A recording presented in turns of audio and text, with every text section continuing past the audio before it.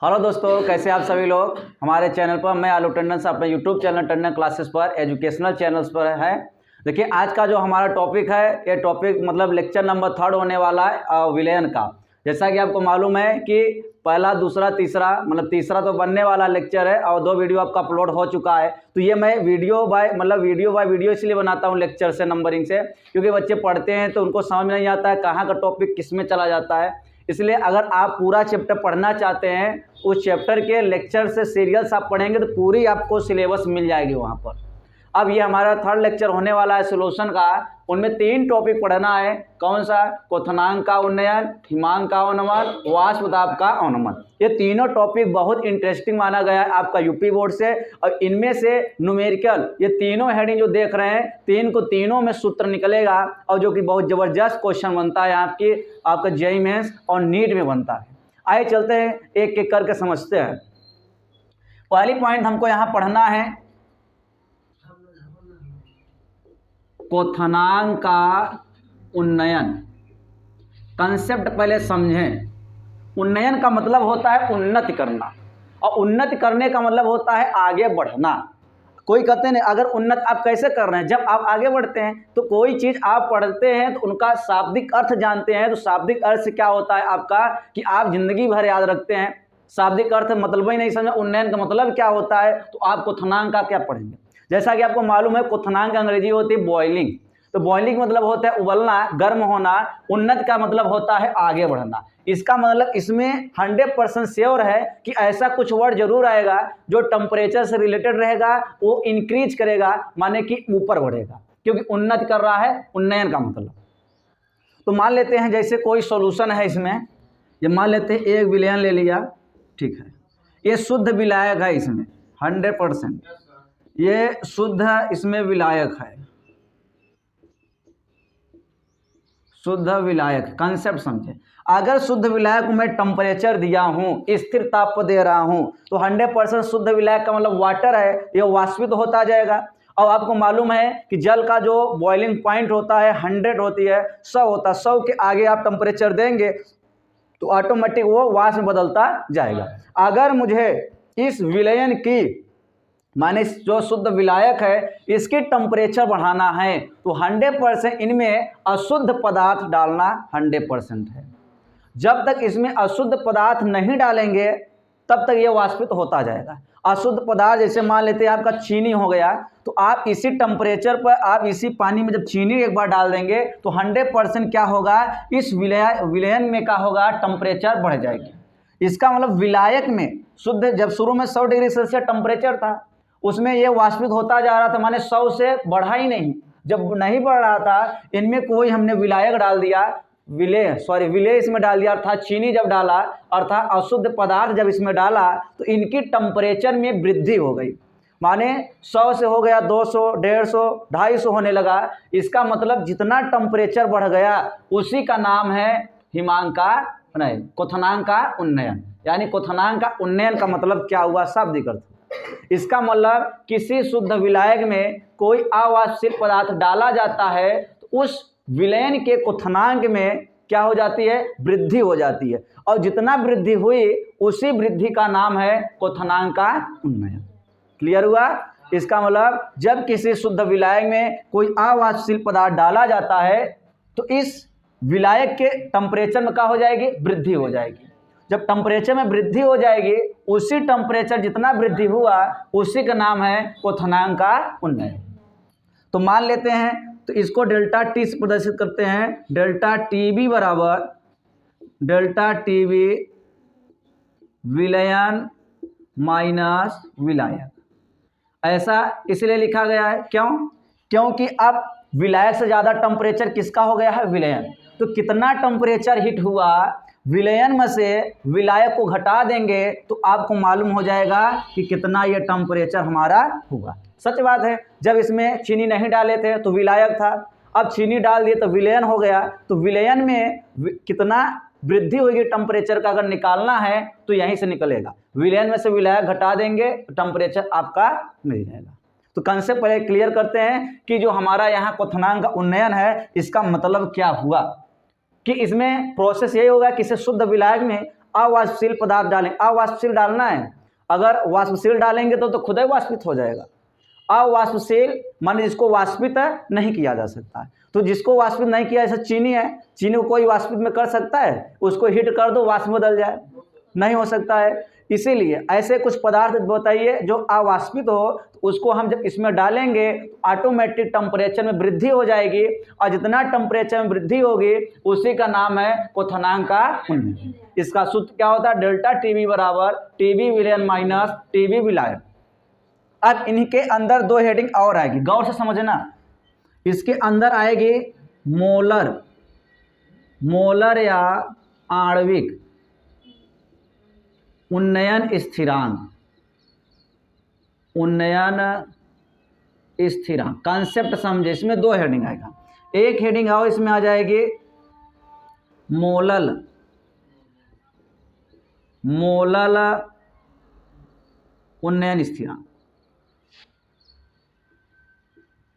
उन्नयन स्थिरांक कॉन्सेप्ट समझते हैं। इन दोनों में क्या अंतर है? क्यों? एक बार मोलर आया है तो इसी का नाम है आणविक, और यहाँ मोलल है। तो ध्यान देना है, जहाँ आपका मोलर रहेगा उसमें 100 रहेगी, और जहाँ मोलल आएगा वहाँ 1000 आएगा। बस कहाँ क्या आएगा? कंसेप्ट समझे। कंसेप्ट ये होती है कि जब हमारा ये मोलर वाला हम डिफिनेशन पढ़ेंगे, इसकी फार्मूला होता है डेल्टा टीबी बराबर 100 गुणते केबी गुणते स्मॉल डब्लू बटे स्मॉल एम गुणते कैपिटल डब्लू। इसकी फार्मूला होती है डेल्टा टीबी बराबर 1000 गुणते केबी गुणते स्मॉल डब्लू बटे स्मॉल एम गुणते कैपिटल डब्लू। अब कंसेप्ट ये समझना है कि दो पूरे फार्मूला में कुछ नहीं अंतर है, ओनली 10 का अंतर है, अर्थात यहाँ 100 है तो यहाँ 1000 होगा। तो हम डिफिनीशन कैसे बनाएंगे? जबकि ये न्यूमेरिकल्स के लिए सूत्र है, यहाँ से न्यूमेरिकल्स लगेंगे। यूपी बोर्ड में 2 नंबर के जेईई मेंस को तो आपको जनवरी करते हैं कैसे सिस्टम से बनाता है।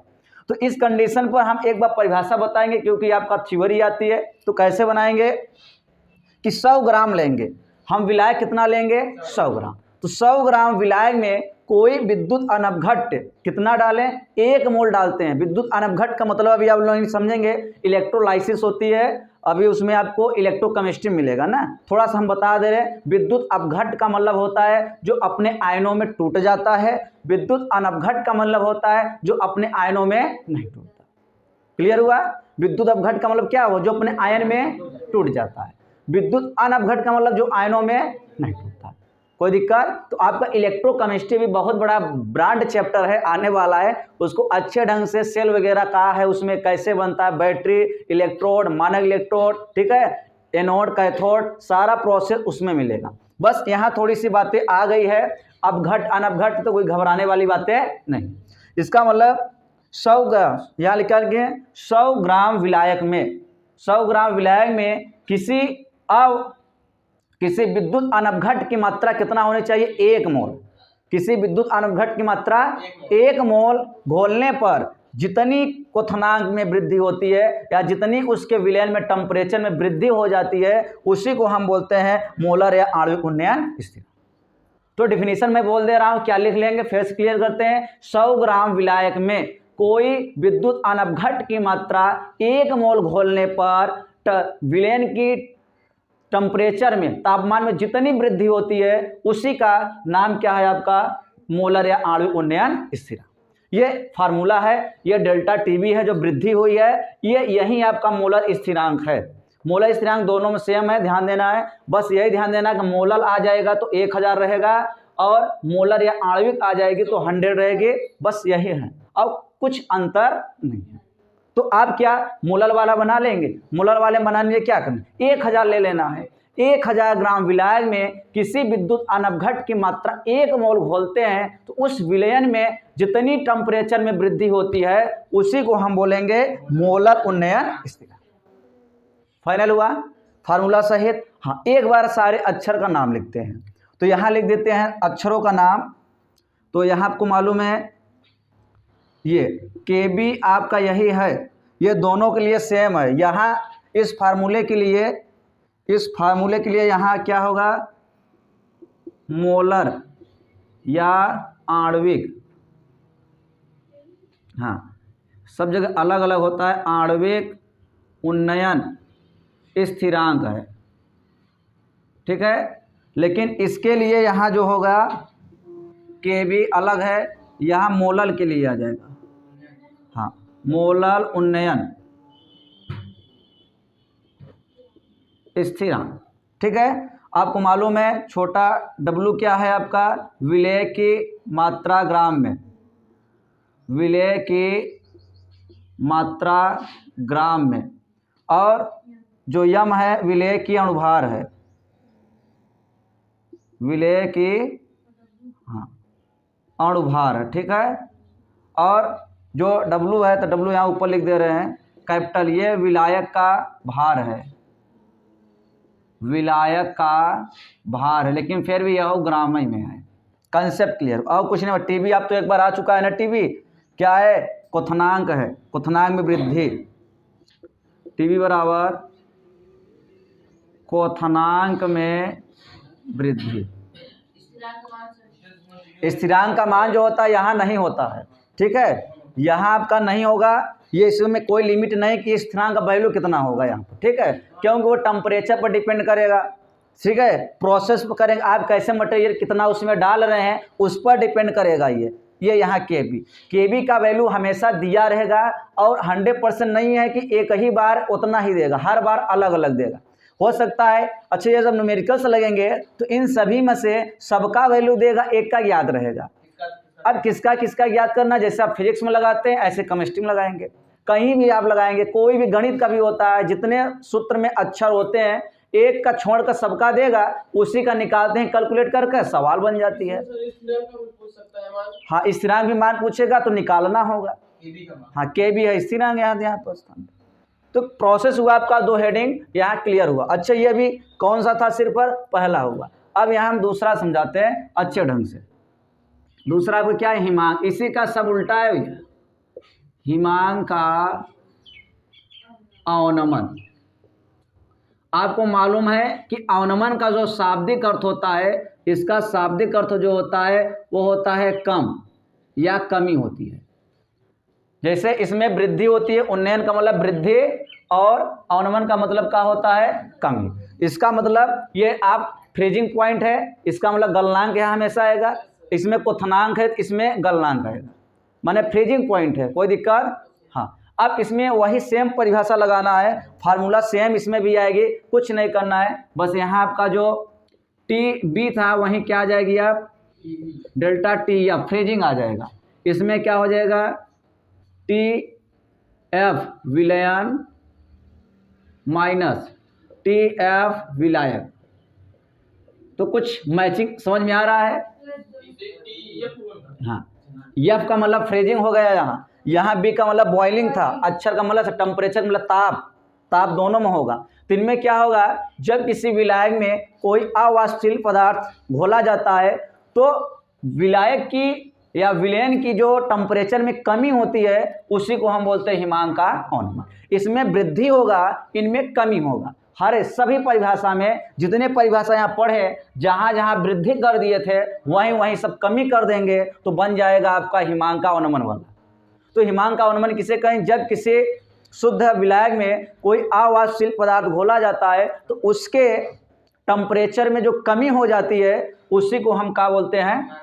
अच्छा, एक बात समझिए, अगर मैं कहूँ आप शुद्ध जल लिए हैं, फ्रिज में एक बार शुद्ध जल को रखो जमने के लिए, और एक बार उसमें कुछ घोल बना लो, माने कि दही वगैरह मॉडल बना लीजिए, कुछ भी घोल बनाओ, उसको जमाओ, तो बताइए कौन जल्दी जमेगा, बर्फ वाला जमेगा कि जिसमें अवाष्पशील पदार्थ डाला गया। कंसेप्ट क्लियर है, इसको कमेंट में आपको बताना है। ये क्वेश्चन आपके कमेंट के लिए छोड़ दे रहा हूँ, अगर आप पढ़े हैं तो 100% कमेंट देना जरूर कि हमारा जो जल शुद्ध होगा वो शुद्ध जल होगा, जल्दी जमेगा कि उसमें अवाष्पशील पदार्थ डालेंगे वो जमेगा। आइए चलते हैं टॉपिक पर। तो कंसेप्ट ये हुआ, आपको समझ में आया। इनका 2 टॉपिक और है, इसी का पहला भाग अब आ जाएगा हिमांक का मोलर आणविक उन्नयन स्थिरांक। हिमांक का क्या लिख देते हैं, आणविक, या मोलर लगा दो पहले, यहाँ है ना, ये लिख दो हिमांकित पढ़ रहे तो कोई दिक्कत नहीं। मोलर या आणविक, कंसेप्ट समझे, या आणविक अवनमन स्थिरांक आ जाएगा। अवनमन स्थिरांक कंसेप्ट समझे। दूसरा यहाँ क्या मिल जाएगा, मोलल आ जाएगा। मोलल अवनमन स्थिरांक कंसेप्ट समझे एकदम। बस फार्मूला यहाँ लिख देंगे, इसमें लिख देंगे डेल्टा टी एफ बराबर 100 गुणते के एफ गुणते स्मॉल डब्ल्यू बटे स्मॉल एम गुणते कैपिटल डब्ल्यू। इसमें क्या करें, डेल्टा टी एफ बराबर 1000 गुणते के एफ स्मॉल डब्ल्यू बटे स्मॉल एम गुणते कैपिटल डब्ल्यू। कुछ अंतर कहाँ है, बस हमने कहा कि सारा प्रोसेस एक पढ़ लिए हैं, उन्हीं का कमी करते जाएंगे तो फ्रीजिंग वाला बनता जाएगा, और जहाँ जहाँ बी किए हैं वहीं वहीं एफ कर देंगे, सूत्र भी बन जाएगा। अब इनमें आ जाएगा मोलर या आणविक अवनमन स्थिरांक से कहते हैं तो 100% कि 100 ग्राम शुद्ध विलायक में किसी अवाष्पशील पदार्थ की मात्रा 1 मोल घोलने पर उसकी टेम्परेचर में जितनी कमी होती है, उसकी ताप में जितनी कमी होती है, उसी का नाम है मोलर आणविक अवनमन स्थिरांक। कोई दिक्कत। अब यहाँ 1000 ले लेना है कि 1000 ग्राम शुद्ध विलायक में किसी अवाष्पशील पदार्थ की मात्रा 1 मोल घोलने पर उसके टेम्परेचर में जितनी डिक्रीजिंग कमी हो जाती है, उसी का नाम है मोलल अवनमन स्थिरांक। यहाँ के फार्मूलाज लिखा गया है, जहाँ लिख लेंगे ये आपकी के एफ जो है, यहाँ क्या लिख लेंगे, अवनमन स्थिरांक है, अवनमन स्थिरांक है। कंसेप्ट क्लियर करते हैं। मैं चाहता हूँ वह स्क्रीनशॉट लेते हैं, फिर आपका वाष्प दाब का अनुमान इसी में गर्दन उड़ा देते हैं। स्क्रीनशॉट लीजिए एक बार।